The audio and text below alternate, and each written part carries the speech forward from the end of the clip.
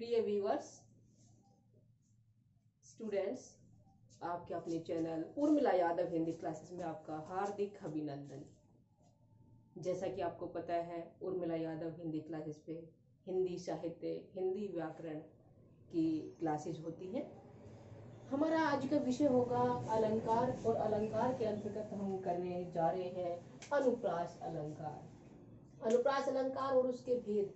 देखिए, अलंकार क्या होता है, इसके कितने भेद हैं, सभी अलंकार के विषय में हम पहले पढ़ चुके हैं। उसका लिंक आपको इस वीडियो के डिस्क्रिप्शन बॉक्स में मिल जाएगा।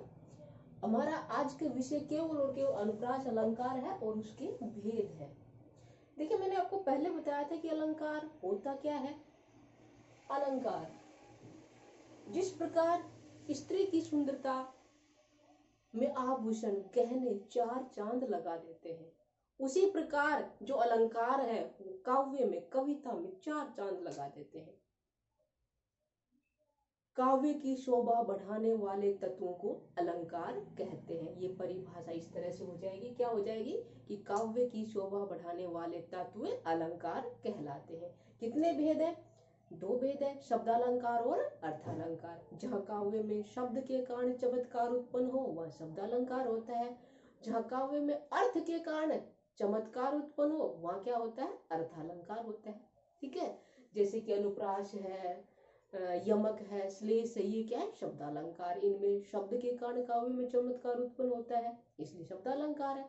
अर्थालंकार रूपक, उपमा, अतिशोक्ति, अन्योक्ति, उत्प्रेक्षा, ये सब क्या है? अर्थालंकार है। क्योंकि यहाँ काव्य में अर्थ के कारण चमत्कार उत्पन्न होता है, इसलिए क्या है? ये अर्थालंकार है। ठीक है, अब देखिए, अनुप्रास अलंकार भी हमने पढ़ा था। उसकी परिभाषा क्या थी? क्या थी? जहां काव्य में एक ही वर्ण की बार बार आवृत्ति हो। क्या हो? काव्य में एक ही वर्ण की, ध्यान रखिएगा, एक ही वर्ण की बार बार आवृत्ति हो, वहां क्या होता है? अनुप्रास अलंकार होता है। ठीक है, अब चलिए अनुप्रास अलंकार देखते हैं और उसके भेद देखते हैं, कौन कौन से भेद हैं। आगे बढ़ने से पहले मैं आपसे कहना चाहूंगी कि वीडियो को लाइक कर दीजिए, शेयर कर दीजिए, चैनल पर नहीं तो सब्सक्राइब अवश्य करें। सब्सक्राइब के रेड बटन को अवश्य दबाएं ताकि मेरा उत्साह वर्धन हो और आपके लिए इसी तरह अच्छी अच्छी जानकारी लेकर आती रहूं। इतना तो बनता है, लाइक कर दीजिए।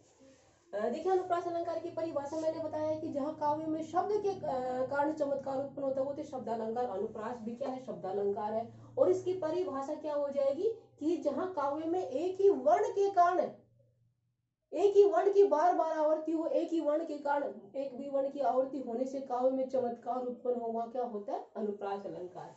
इसके भेद कितने हैं? चलिए ये भी बता दूं कि जो अनुप्रास अलंकार में अनुप्रास, यहाँ अनु का अर्थ क्या होता है, प्रास का अर्थ क्या होता है? अनु प्लस में प्रास से बना है अनुप्रास। ठीक है, अनु का अर्थ होता है बार बार, और प्रास वर्ण, बार बार, और प्रास का अर्थ क्या हो? वर्ण, यानी कि एक ही वर्ण बार बार आए। आपको क्या रखना है? वर्ण रखना है। ठीक है, एक ही वर्ण की बार बार आवृत्ति हो, वहां क्या होता है? अनुप्रास अलंकार। परिभाषा यहाँ पे लिखी हुई भी है, आप भी लिख लीजिएगा ताकि जब भी कभी आपको रिवीजन करना हो तो आपको कोई दिक्कत ना हो। अर्थात किसी भी वर्ण की बार बार आवृत्ति होने से काव्य में जो चमत्कार उत्पन्न होता है उसे अनुप्रास अलंकार कहते हैं। ठीक है, ये क्या होगी इसकी परिभाषा। उदाहरण भी देख लेते हैं। जैसे लाली मेरे लाल की जित देखो तित लाल। यहाँ पे लाली ल वर्ण है, लाल ल वर्ण है, यहाँ भी क्या है? ल वर्ण है। यहाँ भी तय वर्ण है, यहाँ भी तय वर्ण है। ल और तय वर्ण की आवृत्ति है, बार बार आवृत्ति हो रही है, इसलिए क्या हुआ? अनुप्रास अलंकार। ठीक है, ये अलंकार, अनुप्रास अलंकार और उसकी परिभाषा, उसका उदाहरण हो गया है। उसके बाद देखते हैं इसके भेद कितने होते हैं। अनुप्रास अलंकार के भेद, अब इसके 5 भेद है। कितने भेद है? 5 भेद है। कौन कौन से हैं? छेका अनुप्रास अलंकार, लिख लीजिएगा। दूसरा है वर्त्यानुप्रास अलंकार। तीसरा है अंत्यानुप्रास अलंकार। चौथा है श्रुत्यानुप्रास अलंकार, और जो 5वां है लाटानुप्रास अलंकार। ये अनुप्रास अलंकार के 5 भेद हैं। ठीक है, कितने हो गए? 5 भेद हो गए। कौन कौन से? छेकानुप्रास, वर्त्यानुप्रास, अंत्यानुप्रास, श्रुत्यानुप्रास और लाटानुप्रास। अब ये होते क्या है, हम कैसे कैसे पहचानेंगे कि यहाँ पे छेकानुप्रास है, लाटानुप्रास है, अंत्यानुप्रास है, कैसे पहचानेंगे? जैसे कि यही है, लाली मेरे लाल की जी देखो तितलाल, यहाँ पे कौन सा अनुप्रास अलंकार है? वर्त्यानुप्रास अलंकार है। कैसे, अभी देखते हैं। ठीक है, यहाँ पे आते हैं हम। एक बार फिर से कहूंगी, यदि अभी तक आपने लाइक नहीं किया, आपने बाकी दोस्तों के साथ शेयर नहीं किया है वीडियो को, तो लाइक कर दीजिए, शेयर कर दीजिए, चैनल पर नए तो सब्सक्राइब अवश्य करें। छेकानुप्रास, अब कहाँ होता है छेकानुप्रास? कि काव्य में जहां एक वर्ण या अनेक वर्णों की आवर्ती मात्र 2 बार हो। क्या बोला है? कि मात्र 2 बार, चाहे वो वर्ण हो या कोई वर्णों की आवर्ती हो, कितनी बार हो? 2 बार हो, वहां क्या होता है? छेकानुप्रास अलंकार होता है। ठीक है, कैसे देखते हैं, उदाहरण के जरिए समझिए। विविध सरोज सरोवर फूले, विविध सरोज सरोवर फूले, यहाँ पे क्या है? श्रवण है, यहाँ भी क्या है? श्रवण है। और कितनी बार आया है? केवल 2 बार आया है, 1 2, 2 बार आया है। इसलिए कौन सा अनुप्रास अलंकार तो है, श्रवण की आवृत्ति है, लेकिन वर्ण कितनी बार आया? 2 बार आया है। इसलिए कौन सा अलंकार, अनुप्रास अलंकार का उदाहरण हुआ? छेकानुप्रास का। ठीक है, ये सरोज क्या होता है? कमल, सरोवर, सरोवर में अनेक प्रकार के सरोज के, कमल के फूल फूले हुए हैं। ठीक है, दूसरा उदाहरण देखते हैं। 14वीं का चांद हो या आफताब हो, 14वीं का चांद हो या आफताब हो, 14वीं में चैवर्ण है, चांद में चैवर्ण है, कितनी बार आया? 2 बार आया। चैवर्ण की आवृत्ति कितनी बार हुई है? 2 बार हुई। इसलिए कौन सा अलंकार हो गया? अनुप्रास तो है, लेकिन कौन सा? छेकानुप्रास है। क्यों? क्योंकि आवर्ती 2 बार है वर्ण की, इसलिए। ठीक है, उसके बाद होता है वर्त्यानुप्रास अलंकार। वर्त्यानुप्रास अलंकार में क्या होता है, कहाँ होता है, कौन सी पंक्ति हमारे सामने आएगी अनुप्रास अलंकार की, और हम वहां बताएंगे कि वर्त्यानुप्रास अलंकार है। कैसे, देखिए, जहां काव्य में एक वर्ण की आवर्ती अनेक बार हो, यहाँ तो क्या थी? 2 बार, छेकानुप्रास में 2 बार थी, लेकिन वर्त्यानुप्रास में क्या है? अनेक बार हो, वहां क्या होता है? वर्त्यानुप्रास होता है। बार बार एक ही वर्ण आए, वहां क्या होगा? वर्त्यानुप्रास। जैसे रघुपति राघव राजा राम, यहाँ पे रवण है, रवण है, र है, र है, कई बार आया है, इसलिए क्या हो गया? वर्त्यानुप्रास, अनुप्रास अलंकार, वर्त्यानुप्रास अलंकार। दूसरा देखिए उदाहरण, कुल कानन कुंडल मोर पंखा, उर्पे बनमाल विराजती है। यहाँ पे कैवर्ण है, कैवर्ण है, कैवर्ण है, 3 बार आया है, 2 से ज्यादा बार आया है कैवर्ण की आवर्ती, इसलिए क्या हो गया? यहाँ पे ब है, यहाँ पे विराजती, यहाँ भी ब है, ब वर्ण की आवर्ती, इसलिए क्या हो गया? अनुप्रास अलंकार है, लेकिन जो कै वर्ण है वो 2 से ज्यादा बार आया, इसलिए क्या हो गया? वर्त्यानुप्रास। अगला उदाहरण देखिए, सत्य स्नेहु, सत्य स्नेह शील सुख सागर, श्रवण है, क्या है? श्रवण की अनेक बार आवृत्ति है, इसलिए क्या हो गया? वर्त्यानुप्रास अलंकार। और देख लीजिए, चारों चंदन की चंचल किरणें खेल रही थी जल थल में, चैवर्ण, चैवर्ण, चैवर्ण। ठीक है, यहाँ पे क्या हो गया? चैवर्ण की बार बार आवृत्ति है, इसलिए क्या हो गया? यहाँ पे खेल में लय है, जल में भी लय है, थल में भी क्या है? लय है। च और लय वर्ण की आवृत्ति है अनेक बार, इसलिए क्या हो गया? वर्त्यानुप्रास। और देखते हैं, मुदित महीपति मंदिर आए, सेवक सचिव सुमंत बुलाए। मुदित में मैवर्ण है, महीपति में मैवर्ण है, मंदिर में मैवर्ण है, सेवक में सवर्ण है, सचिव में सवर्ण है, सुमंत में सवर्ण है। मैं और सवर्ण की आवृत्ति है अनेक बार, इसलिए कौन सा अलंकार हुआ? वर्त्यानुप्रास। ठीक है, चाचा ने चाची को चांदनी चौक पे चांदी की चम्मच से चटनी चटाई, यहाँ पे क्या है? चैवर्ण की आवृत्ति है, इसलिए कौन सा अनुप्रास है? वर्त्यानुप्रास। तरनी तनुजा तट तमाल तरुवर बहु छाए, यहाँ भी तय वर्ण की आवृत्ति, इसलिए कौन सा अलंकार हुआ? वर्त्यानुप्रास अलंकार। ठीक है, उम्मीद करती हूँ बहुत अच्छे से समझ में आ गया होगा वर्त्यानुप्रास अलंकार। उसके बाद आते हैं, 2 भेद हो चुके हैं, तीसरे भेद पे आते हैं। तीसरा भेद है अंत्यानुप्रास। क्या है? अंत्यानुप्रास। अंत्य यानी कि अंत में, अंत का अर्थ क्या होता है? अंत, अंत में। अंत्यानुप्रास अलंकार क्या होगा? कि जहां काव्य के पंक्ति के अंत में तुक हो, तुकबंदी हो, वहां क्या होगा? अंत्यानुप्रास। इसलिए इसे तुकांत अलंकार भी कहते हैं, तुकांत अनुप्रास अलंकार भी कहते हैं। क्या होगा परिभाषा, कि जहां वाक्य के अंत में तुकबंदी हो वहां क्या होगा, अंत्यानुप्रास अलंकार होगा। ठीक है, तुकबंदी अभी देखते हैं कैसे तुकबंदी, देखते हैं।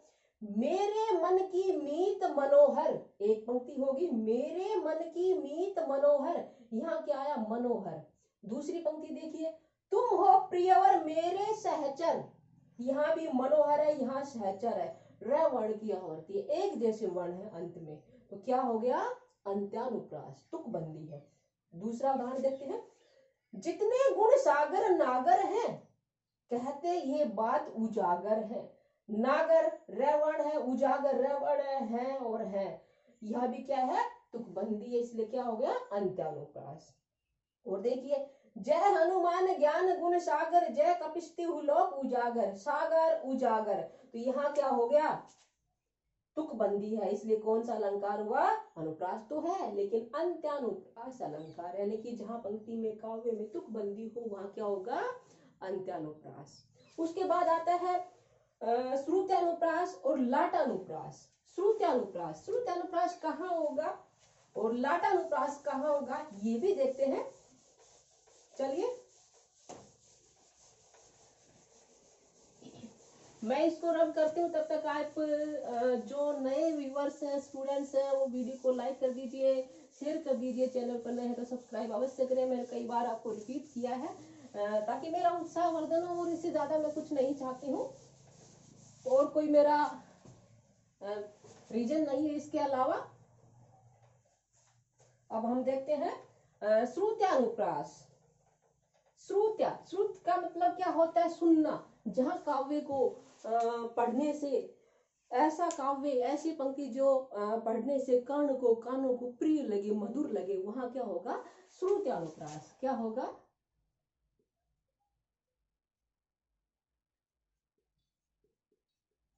श्रुत्यानुप्रास अलंकार। क्या होगी इसकी परिभाषा, जहां काव्य को या पंक्ति को पढ़ने से जहां काव्य को पढ़ने से कानों को मधुर लगे, या जो शब्द कर्ण प्रिय हो, वहां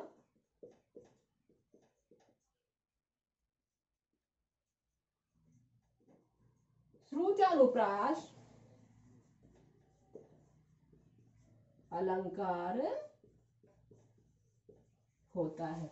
कि जहां काव्य को पढ़ने से कानों को मधुर लगे, या फिर जो शब्द कर्ण प्रिय हो, कानों को अच्छे लगे, वहां क्या होगा श्रुत्यानुप्रास अलंकार होगा। ठीक है, अब कैसे उदाहरण के जरिए हम समझेंगे। जैसे छोरटी है गोरटी, या जैसे छोरटी है गोरटी, या चोरटी हईर की।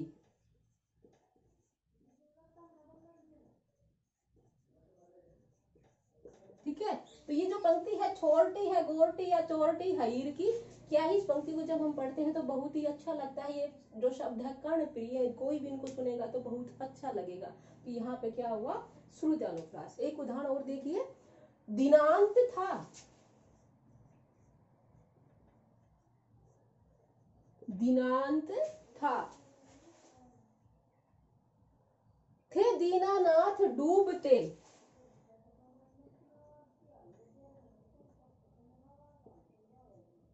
दीनानाथ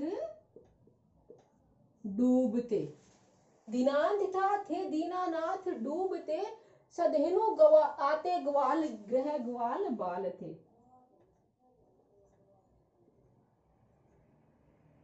सधेनु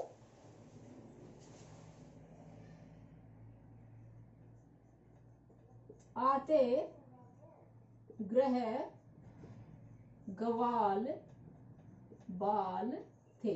तो ये पंक्ति है, इसको पढ़ने से भी कान्हों को अच्छा लगता है, कर्ण प्रिय है, इसलिए यहाँ पे कौन सा अलंकार है, श्रुत्यानुप्रास अलंकार है। ठीक है, अब अंत में जो बच गया है लाटानुप्रास। लाटानुप्रास कहाँ होता है, कब होता है, ये भी देखते हैं।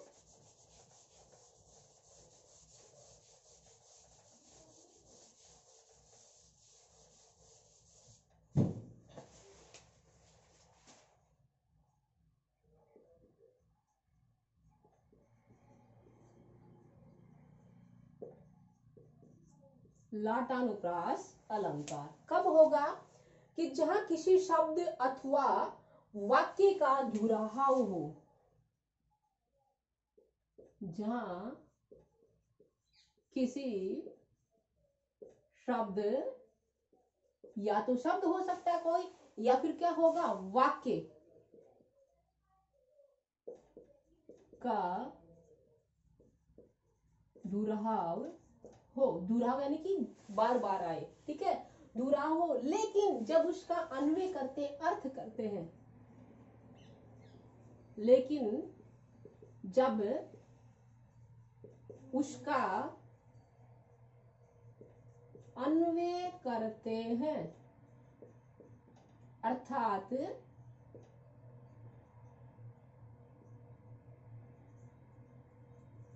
कहने का भाव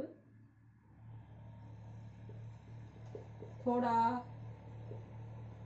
अलग हो, ठीक है, कहने का भाव थोड़ा अलग हो, जब उसका अन्वय करें या उसका जो कहे बात को, उसका अर्थ निकाले, मतलब निकाले, तो दोनों में थोड़ा अंतर हो, वहां क्या होगा, लाटानुप्रास। किसी शब्द का या वाक्य का दुराव होगा, लेकिन दोनों बार क्या होगा, उसका थोड़ा सा अंतर होगा, अलग अर्थ निकलेगा, वहां क्या होगा, लाटानुप्रास। जैसे देखिए, पूत सपूत, ता का धन संचय, पूत सपूत ता का धन संचय, ठीक है। आगे देखते हैं इसी में, पूत कपूत ता का धन संचय, ठीक है। पूत सपूत ता का धन संचय, पूत कपूत ता का धन संचय, दोनों दो पंक्तियां हैं, दोनों का जो शब्द है लगभग एक जैसे हैं, लेकिन जब हम अर्थ करते हैं तो यहाँ पे अलग अर्थ निकलेगा। जैसे पूत सपूत का धन संचय, यदि पुत्र सपूत है तो धन संचय करने की, धन एकत्र करने की, धन इकट्ठा करने की कोई आवश्यकता नहीं है, क्योंकि जो पूत पुत्र है वो बड़ा होकर अपने आप धन अर्जित कर लेगा। और यदि पूत कपूत ता का धन संचय, यदि पूत कपूता है, कुपुत्र है, तब भी धन संचय करने की आवश्यकता नहीं है, क्योंकि संचित किए हुए धन को, अर्जित किए हुए धन को जो कपुत्र होगा, कुपुत्र होगा, अच्छा बेटा नहीं होगा, वो क्या कर देगा, संचित किए हुए धन को बर्बाद कर देगा, उसको नष्ट कर देगा। तो यहाँ पे लगभग एक जैसे शब्द है, लेकिन अर्थ क्या हुआ, अलग अलग निकला है दोनों बार। तो यहाँ क्या हो गया, लाटानुप्रास, ठीक है। और उदाहरण देखते हैं, वे घर है वन ही, दूसरा उदाहरण देखिए, वे घर हैं वन ही, वे घर है वन ही, सदा जहां है बंधु, सदा जहां है बंधु वियोग, वे घर है सदा ही जहां है बंधु वियोग। दूसरी पंक्ति देखिए, वे घर हैं वन ही, सदा जहां नहीं है बंधु वियोग।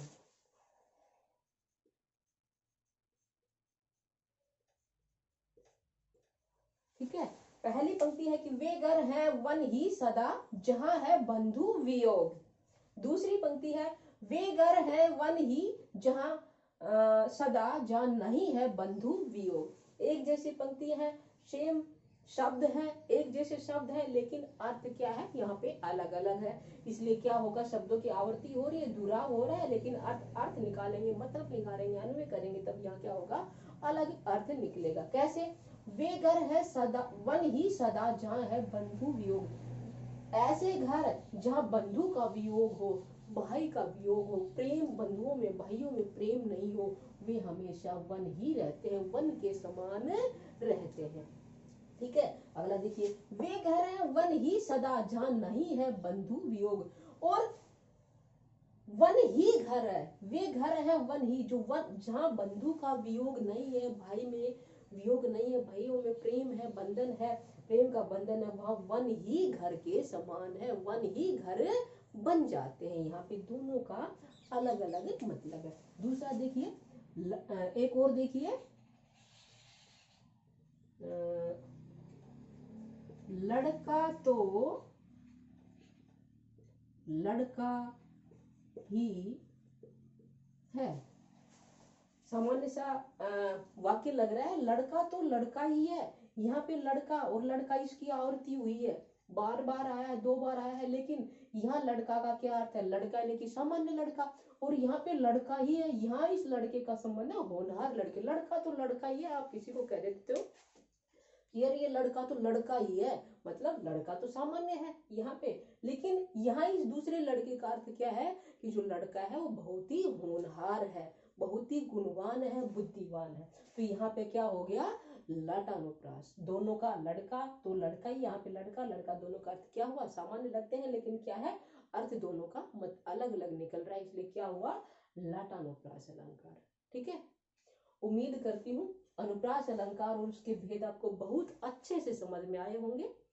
और बाकी जो अलंकार है, शब्दालंकार है, अर्थालंकार है, उनको आप डिस्क्रिप्शन बॉक्स में, इस वीडियो के डिस्क्रिप्शन बॉक्स में दिए गए लिंक पे क्लिक करके देख सकते हैं।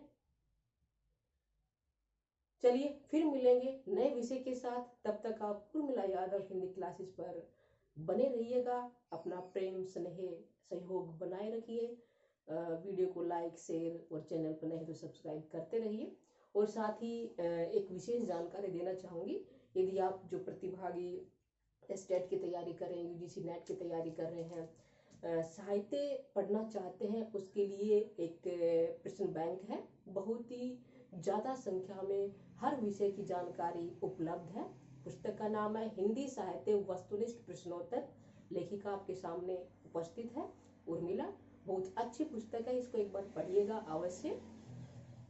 कहाँ से प्राप्त करें, कैसे प्राप्त करें, इसके लिए आपको 9873930334 इस नंबर पे संपर्क करना होगा, या फिर जो विद्यार्थी, जो प्रतिभागी हरियाणा के महेंद्रगढ़ से संबंधित है, वो सोनू बुक डिपो, वेद बुक डिपो और राज बुक डिपो, वहां से प्राप्त कर सकते हैं। फ्लिपकार्ट पे भी मौजूद है ये पुस्तक हिंदी साहित्य वस्तुनिष्ठ प्रश्नोत्तर, एक बार पढ़ लीजिएगा अवश्य। इस एक पुस्तक को पढ़ने से आप अपनी परीक्षा में अवश्य सफल हो सकते, इतनी ज्यादा जानकारी अपने अंदर समेटे हुए है, हर युग की, हर विषय की जानकारी है, चाहे वो कोई भी हो, चाहे पाश्चात्य काव्य शास्त्र हो या फिर भारतीय काव्य शास्त्र हो, कहानी हो, उपन्यास हो, नाटक हो, निबंध हो, सभी कवि, सभी लेखक क्रम से एक ही जगह उपलब्ध है, उनके बारे में सूक्ष्म से सूक्ष्म जानकारी मौजूद है इस पुस्तक में, एक ही जगह। ये इस पुस्तक की बहुत ही महत्वपूर्ण खासियत है, अतः पढ़िएगा अवश्य। आपका दिन शुभ हो, आप अच्छे से अपनी तैयारी कर पाए, यही मेरी शुभकामनाएं हैं।